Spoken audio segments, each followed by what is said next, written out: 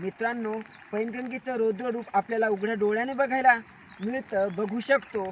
पण हे सरकारला मात्र आपल्या शेतकऱ्याच्या हाल अपेष्टा दिसणार कधी? माझ्या मते सरकार झोपेचं ढोंग करत आहे.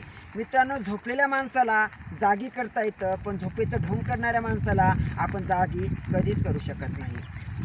साहेब, माझी एकच विनंती आहे की शेतकऱ्याचं दुःख तुम्हाला कधी दिसेल की नाही? आज शेतकऱ्याला तात्काळ मदतीची आवश्यकता आहे. आज शेतकऱ्याला तात्काळ मदत तुम्ही करायलाच पाहिजे. तेव्हा मात्र तुम्ही झोपा करताय, गौतमी पाटलांचे तिकडे कार्यक्रम घेता, तिचा डान्स पाहता. म्हणजे तुमच्यामध्ये काडी कवडीची तरी अक्कल आहे का? अरे, तुम्हाला जर इतकी जरी अक्कल असती तर आज तुम्ही शेतकऱ्याचे डायरेक्ट येऊन विचारपूस केली असती आणि तात्काळ मदत केली असती. तुमच्या बुडाला कधी लागेल हो आग?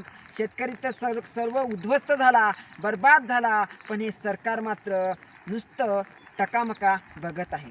अहो, शेतकऱ्याची घाण खाणारी ही सरकारची अवलाद कधी सुधरेल? मला सरकारला एकच सांगायचं आहे, अरे बाबा, आता शेतकऱ्याची घाण खाणं, शेतकऱ्याची हाल अपेष्टा बघणं बंद कर.